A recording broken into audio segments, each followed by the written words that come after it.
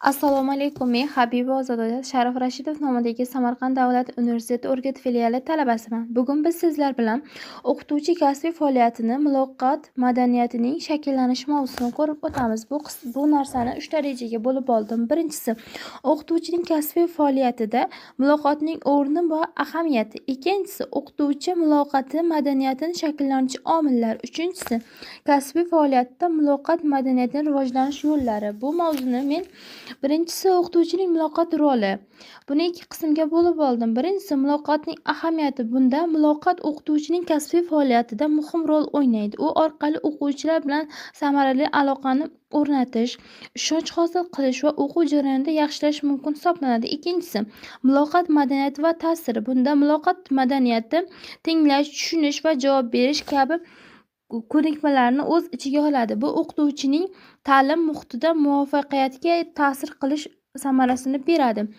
Muloqotning ta'siri va ahamiyati. Buni 3 ta qismga bo'lib oldim. Birinchisi, muloqotning o'qituvchining kasbiy faoliyatida o'rni katta hisoblanadi. U o'quvchilar jarayonida maqsadi axborot yetkazish, tushunishni oshirish va muhim kompetensiyalarni rivojlantirish uchun asosiy vositalar hisoblanadi.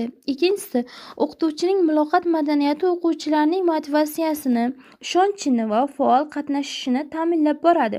Bunda madaniyatli muloqot o'quvchilar ijobiy va muhit yaratadi va o'quv jarayonini samaradorligini oshirib boradi.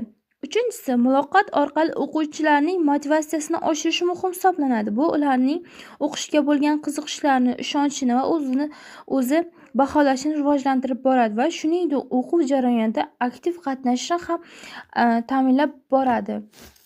Keyingisi, o'qituvchining muloqot madaniyatini shakllantiruvchi omillar. Buni 3 ta qismga bo'lib oldim. Birinchisi, muloqot madaniyati va uning ahamiyati. Bunda muloqot madaniyati insonlar o'rtasida axloqiy, etika va madaniyatga asoslangan muloqot hisoblanadi va uslublar va qoidalarga umumiy tizimda hisoblanadi. Bu o'qituvchining faoliyatida muhim, chunki ta'lim jarayonida samarali qila boshlaydi.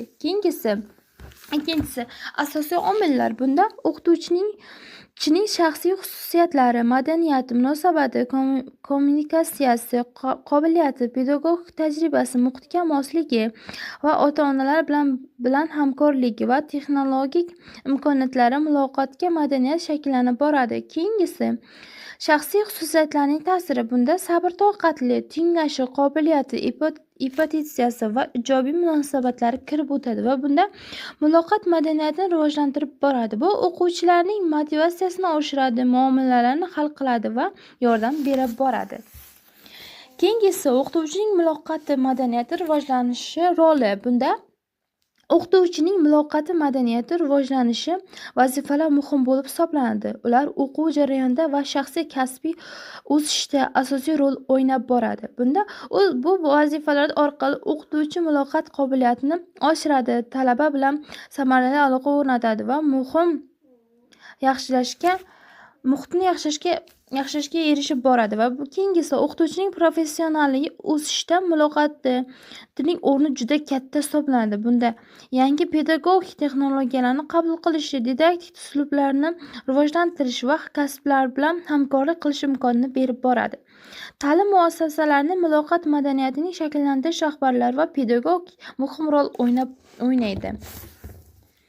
Kasbiy faoliyatda muloqoti va madaniyati rivojlantirishi. Bunda muloqot madaniyatining ta'rif va ahamiyati professional muhitda samarali va hurmatli aloqa usul bo'lib kelishadi. Bunda ish jarayonida soddalashtirib va ishonchni mustahkamlashda o'qituvchilar bilan muloqot ko'nikmalarini rivojlantirish orqali ta'lim sifatini oshirib boradi.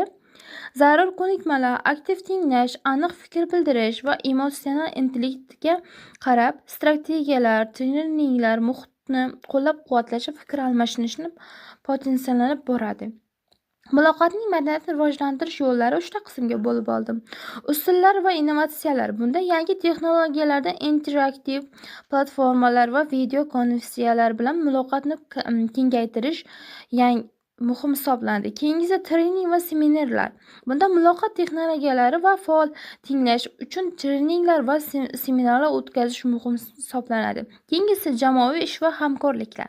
Bunda jamoaviy ishda guruh muhokamalari va loyiha asosida ishlashi bilan muloqot madaniyati va rivojlantirish muhim samara beradi. Xulosa qismiga kelsak, xulosa qismida muloqot madaniyati o'qituvchi kasbiy faoliyatining ajralmas qismi bo'lib, uning samaradorligini oshirib boradi va shaxsiy xususiyatlari va muhitni shakllantiradigan omillar bilan madaniyatni rivojlantirish ta'sir qilib boshlaydi.